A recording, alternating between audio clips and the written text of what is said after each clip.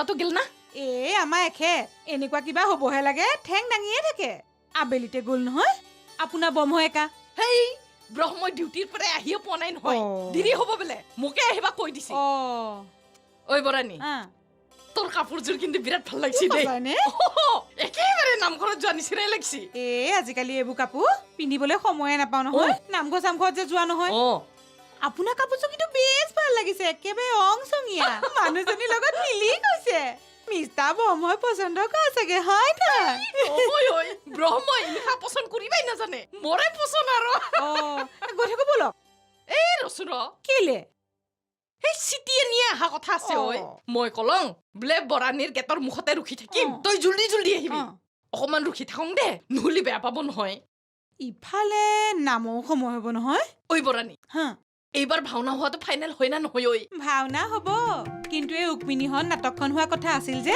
সেইখন নহয় সেইখনৰ ঠাই কুৰুক্ষেত্ৰ নাটকখনে হ'ব হয় নেকি আমাৰ ঘৰত বহুত মানুহ হ'ব ঐ আচলতে কি জানানা ঐ বৰাণী আমাৰ ফালে কিবা ভাওনা চাওনা দেখা নাপায় নহয় সেইকাৰণে খবৰ পোৱা লগে লগে কথাই মিখাই আহিবা মন কৰিছি নহয় হ'ব দিয়ক ভাল কথাহে আমাৰো বহুত আলহী আহিব নহয় এখেতে আমাৰ ফোন কৰি কৰি ততেই পোৱা নাই ঘৰ অঙহী বঙহী গোটেই সোপা আহি ঘৰ ভৰি পৰিবহি তাতে আকৌ মাজুলী ভাওনা বুলি যেতিয়াৰ পৰা গম পাইছে গোটেইবিলাকৰ গা সাতখন নহয় সকলো আহিব বোলে ঐ বৰাণী এই চিটিয়ে নিয়ে আহিয়ে নাপালাচোন ঐ তাকে আগতে এবাৰ মনত আছেনে আপোনাৰ আমি দুজনী যে ঐ আছিলো মনত পৰিছেনে তেওঁ যে নাহিলে আমি দুজনী ঐয়ে থাকিলো পিছদিনাখন আহি পেলাই কলে বোলে গিৰিয়েকৰ কোনোবা বন্ধু আহিলে সেইকাৰণে আহিব নোৱাৰিলে এইবাৰো তেনেকুৱা নকৰেতো নকৰে বুলি কবা নৰে সেইকাৰণেতো মই মানুহজনীক ভাল নাপাওঁ আমাৰ লগত একেবাৰে নিমিলেতো আমি যাই থাকোং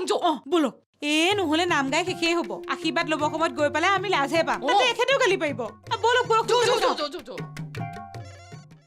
ৰাইজসকল আমাৰ দেউৰীয়ে প্ৰসাদ প্ৰস্তুত কৰি আছে সেই সুযোগতে মই কথা এটা কওঁ আপোনালোকক অশেষ ধন্যবাদ যে আপোনালোকে সকলোৱে মিলি আমাৰ এই নামঘৰৰ যিটো অনুষ্ঠান কৰিবলৈ ওলাইছোঁ তাক আগুৱাই নিয়াত আপোনালোকে সহায় কৰিছে বাপ বন্ধুসকল আইসকল আপোনালোক সকলোৱে আগবাঢ়ি আহি এই কাম ফেৰাত সহায় সহযোগ কৰাৰ বাবে মই সকলোকে ধন্যবাদ জনাইছোঁ আমাৰ কেওট ডাঙৰীয়াই নাম প্ৰসংগৰ দায়িত্ব লৈ বাহিৰত ব্যস্ত থাকিবলগীয়া হৈছে সেইকাৰণে তেখেতে আজিৰ এই সভাখনত উপস্থিত থাকিব নোৱাৰিলে আপোনালোকে যেন কোনো ধৰণৰ দায় দুখ নধৰে এতিয়া ভাওনাৰ বিষয়ে আলোচনা কৰিব লাগে বৰাদেউ ভাওনাৰ বিষয়ে দীঘলকৈ চমুকৈ কওক ৰাইজ এই ভাদ মাহৰ সংক্ৰান্তিৰ তিথিত মাজুলীৰ কমলাবাৰীৰ পৰা ৰুক্মিণী হৰণ ভাওনাখন কৰাৰ কথা আছিলে হয়নে কিন্তু দুৰ্ভাগ্যবশতভাৱে আমাৰ ৰাইজে ভাওনাখনি চাবলৈ নাপায়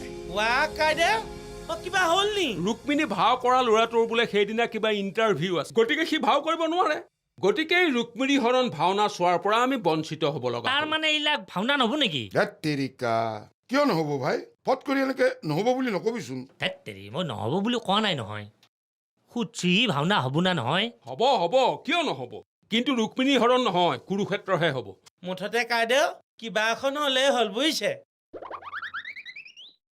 কুৰুক্ষেত্ৰ আৰু এটা কেনা লাগিল কোনটো অৱশ্যে মই গম পাইছো ভীমুৰ কেৰেক্টাৰ কৰা মানুহটোৰ ঘৰত কোনোবা মানুহ মৰছি সেইকাৰণে সি নৰে আচ্ছা হাতীমূৰীয়াটো ইয়াতে থাকে সি ৰিহাৰ্চেল কেনেকৈ কৰে মোন তাতো কথা এটা আছে ই বোলে অলৰেডি 3বাৰ মান এই ভীমুৰ কেৰেক্টাৰটোৰ আখৰা কৰি থৈছি ইটা ডাইৰেক্ট ফাইনেল খেলব পৰা হৈছে হাতীমূৰীয়াই যদি ভীমৰ ভাওটো কৰে তেতিয়াহ'লে দুঃশাসনৰ ভাওটো কোনে কৰিব ৰাইজ মই এটা অনুৰোধ কৰিছো মই যে ভীমৰ বচনটো গাম এই কথাষাৰ যাতে বেছিকে প্ৰচাৰ নকৰে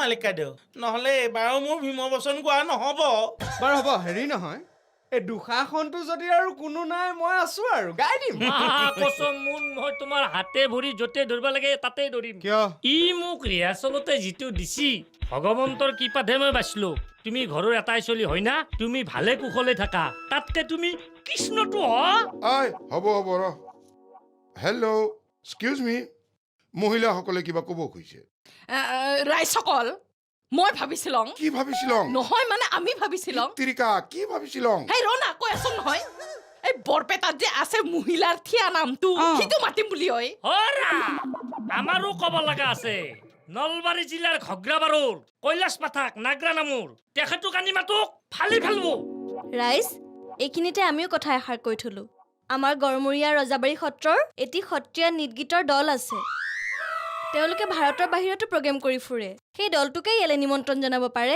আমি এষাৰ কথা ক'বলৈ বিচাৰিছোঁ আপোনালোকে অপৰাধ নধৰিব এগৰাকীয়ে কৈছে বৰপেটাৰ কথা এগৰাকীয়ে কৈছে নলবাৰীৰ কথা এগৰাকীয়ে কৈছে সত্ৰৰ কথা অন্য এগৰাকীয়ে কওক অন্য ঠাইৰ কথা হেৰি এইখন গৈ আপোনাৰ সেই বহাগী বিদায় হ'বগৈহে সকলো জাতি উপজাতি কৃষ্টি সংস্কৃতি এই কাৰ্যসূচীত অন্তৰ্ভুক্ত কৰিব লাগে কিয়নো এই ধৰণৰ জাতি উপজাতিৰ কৃষ্টি সংস্কৃতি লৈয়ে আজিৰ আমাৰ এই অসমীয়া জাতিটো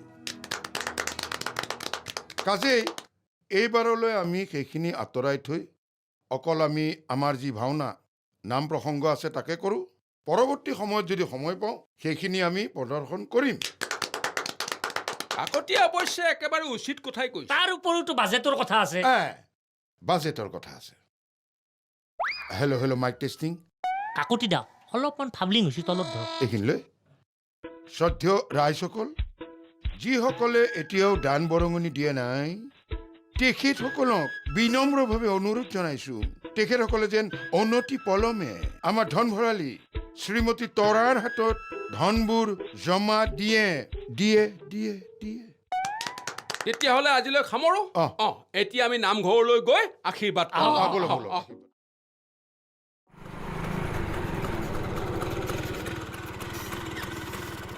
আহিলি হা লগ পালি লগ পালোঁ বৰদলৈ তাত সোমাইছিলি সোমাইছিলোঁ তেওঁ সুধিছে পেণ্ডেলটোৰ কথা কেনেকৈ হ'ব কিমান ডাঙৰ হ'ব তই কি কলি মই কৈছোঁ আকৌ যে ভাওনাৰ কাৰণে লাগিব প্ৰায় 300মান মানুহ বহিব চাৰিওফালে মানুহ বহিব মাজত ভাওনাখন হ'ব ঠিকেই মাজত ভাওনা হ'ব আৰু গ্ৰীণ ৰুমলৈ ওলোৱা সময় বাট এটা লাগিব আৰু হেৰি নহয় গ্ৰীণ ৰুমটো এটা লাগিব মই তুমি কোৱাৰ নিচিনাকৈ চব কথা তেওঁক কৈছোঁ তেওঁ বুজি পাইছে আৰু মানুহ বহা চকী 300মান লাগিব বুলি কৈছোঁ VIP চকী যে 50খনমান লাগিব কৈছিলি কৈছোঁ মই তেওঁ হ'ব বুলি কৈছে VIP চকী লাগিব কাৰণ আমাৰ লোকেল MLA MP আহিব আৰু লগতে গুণী জ্ঞানী শিল্পী সাহিত্যিক সকলকো মাতিব লাগিব আৰু এই চিনেমাৰ এক্টৰ এক্ট্ৰেছ কাৰোবাক মাতিব পাৰে নেকি মানে তেওঁলোক আহিলে মানুহ বেছি পাম আৰু ভাওনাত ঠিক আছে মাতিব খুজিছ মাত কিন্তু এটা কথা পইচা পাতিৰ কথা ডাইৰেক্ট পাতি ল'বি তেওঁলোকে কিন্তু পইচা পাতিত একদম কম্প্ৰমাইজ নকৰে কৈ দিলোঁ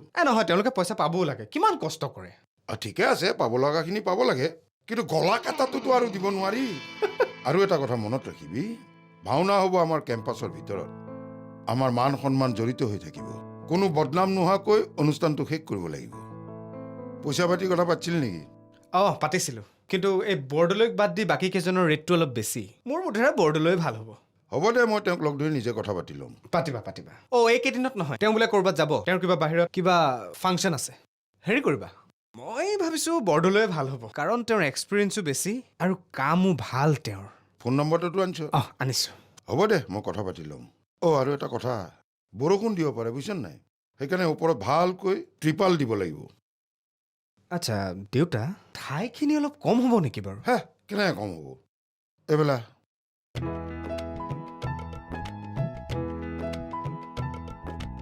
এইখিনিলৈকে আমাৰ বাঁহৰ এইখিনিলৈকে ইয়াতে ধৰ এখন এনেকৈ কাপোৰ এখন দি দিম হয়নে নহয় আৰু সিফালে তোৰ আৰু সন্মুখৰ এইখিনি এই গোটেইখিনিতো পোৱা যাব তালৈকে যাব লাগিব সেইফালে ব'ল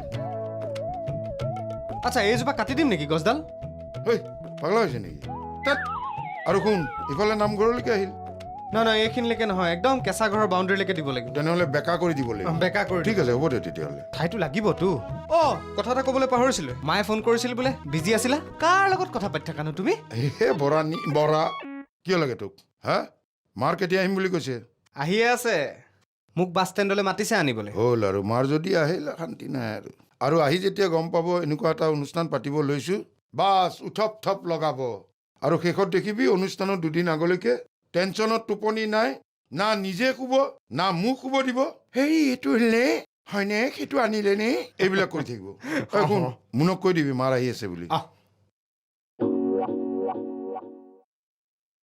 অ' তৰা হুম? কালি কালেকশ্যনৰ বাহিৰে আৰু কিবা আহিছে নেকি? আহিছে। বৰঙণিবিলাক সকলোৱে দিছেনে? সকলোকে চিনি নাপাওঁ নহয় মই। চিনাকি হ'বলৈ চেষ্টা কৰিবা আকৌ। তুমি বাজেটখন কৰিছিলা নেকি? বাজেট হৈ থাকিব ৰ'বা। ভাওনাৰ এডভান্সৰ কাৰণে যদি টকাখিনি বিচাৰে আমাৰ সকলো টকা গুচি যাব। ৰ'বা, তুমি কাইদাকৈ ক'বা টকাখিনি হাতলৈ আহিল। আমিও কালেকশ্যনত লাগি যাব লাগিব বুজিছা। হয়েই। ঐ, ডাঙৰ কথা এটা হৈছে নহয়। কি কথা? নামঘৰৰ সকলো কথাতে আগবাঢ়িবলৈ মই কথাবোৰ ইমান নাজানোতো। একো নহয়, কোনোবাই যদি ভুল হৈছে বুলি কয় তেতিয়া ক'বা ফৰেনত থাকোঁতে আমি পাহৰিলোঁ, আৰু আমি ফৰেনত থাকোঁতে এনেকৈ কৰিছিলোঁ। আচল কথাটো হ'ল মানুহেহে এইবিলাক নীতি নিয়ম বনাই লৈছে, ভুল হোৱাটো স্বাভাৱিক। ঐ নয়ন, মোৰ কিন্তু মনটোত মনে মনে সন্দেহ হৈ আছে। তোমাৰ আকৌ সন্দেহ কৰিবলগীয়া কি হ'ল? ঐ, মোনে তাইৰ বেগটোৰ কাৰণে আমাক সন্দেহ কৰি আছে নেকি? সন্দেহ কৰিলে কৰক, সেইটো সন্দেহে, আৰু হাতে লোতে প্ৰমাণ দিবলৈ চেষ্টা নকৰিবা। তাই যদি আমাৰ ঘৰৰ ভিতৰলৈ সোমাই আহে? বুদ্ধি খটুৱাব আকৌ। এতিয়া টকা পইচাখিনি সাৱধানে ৰাখা, যদি কেনেবাকৈ হেৰাই বৰ বদনামত পৰিম। হ'ব দিয়া, তুমি সেইবোৰ একো চিন্তা কৰিব নালাগে। মালিকে যিখিনি টকাৰ হিচাপ দিলে সেইখিনি টকা আহিলেও কিবা এটা বাজেট কৰিব পাৰিম। কোনখিনি টকা? লোকেল MLA 25,000 টকা এটা বৰঙণি আগবঢ়াইছে, এইকেইদিনতে আহিব। ভাল কথা। সিফালে আকৌ কলিতা পুলিচেও আহি কালি ভাল এমাউণ্ট এটা দিম বুলি কৈছিলে নহয়। কৈছোঁ। মই অকণমান ওলাই যাওঁ, কোনোবা কাষ্টমাৰ আহিলে ক'বা এটা টৌৰত গৈছে। যোৱা।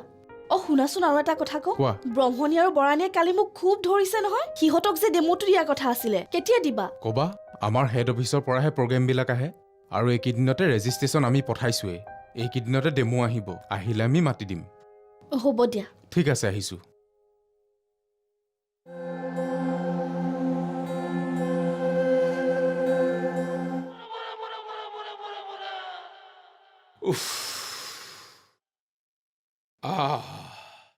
মোৰ গাঠে যেনিবা ভাদ মাহৰ উৎসৱটো লাগিল। কাকতিবা আকৌ ঘৰত আছেনে নাই? ৰাতিপুৱাৰ পৰা মাথা মাৰি ঘূৰি ফুৰিছোঁ, বাকীবোৰতো খবৰেই নাই। ঘৰতে ফস্তি মাৰি বহি আছে। মানুহজনীয়েনো গালি নেপাৰিব কিয়? আমি আকৌ ঘৰত বহি থাকিব নোৱাৰোঁ নহয়, কিবা এটা কামত লাগিলে লাগিয়েই থাকিব লাগে। ইয়াতে অলপ ভাগৰটো মাৰি লওঁ।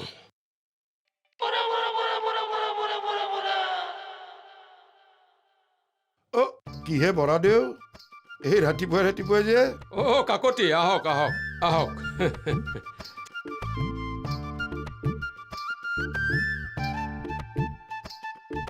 কিহে ভাগৰুৱা ভাগৰুৱা যেন লাগিছে যে?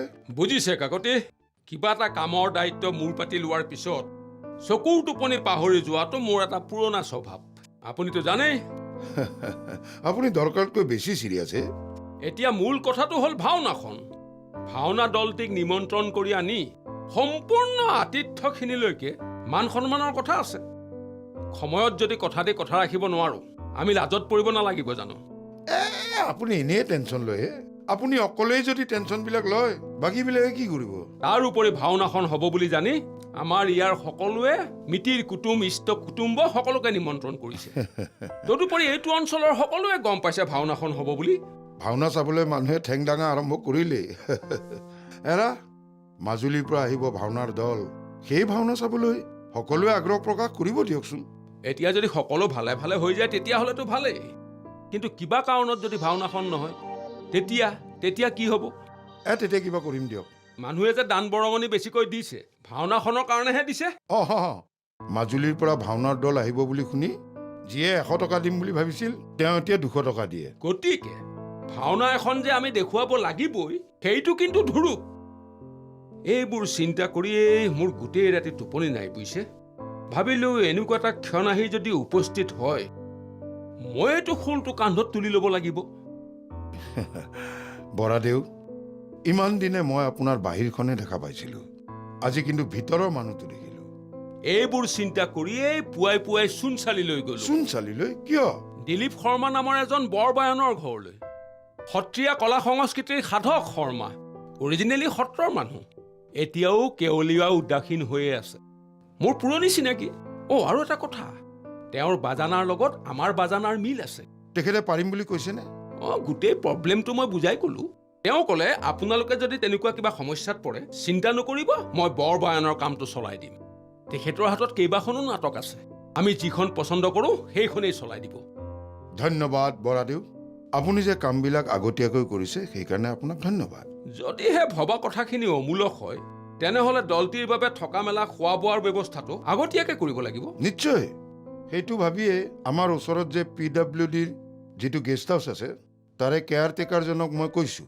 তেওঁ কৈছে যে মই ওপৰৱালাৰ লগত কথা পাতি আপোনাক জনাম। খালি দলটোত কেইজন মানুহ আহিব সেই লিষ্টখন লাগিব। ভাল কথা, ভাল কথা। আৰু এটা কথা নহয়, আমাৰ সেই পুৰণি সদস্যাসকলে মোৰ মানে আগত এটা খুব ব্যক্ত কৰিছে যেনে আমি যে ধন ভঁৰালীৰ বাপটো তৰাক দিছোঁ, তেওঁলোকে পেটে পেটে ভাল পোৱা নাই। কথা সেইটো এৰা কথাটো ময়ো নভবা নহয়। নতুন ভাড়াতীয়া, তাতে ছোৱালী, তেওঁক বাপটো দিয়াটো বৰ ভাল নহ'ল।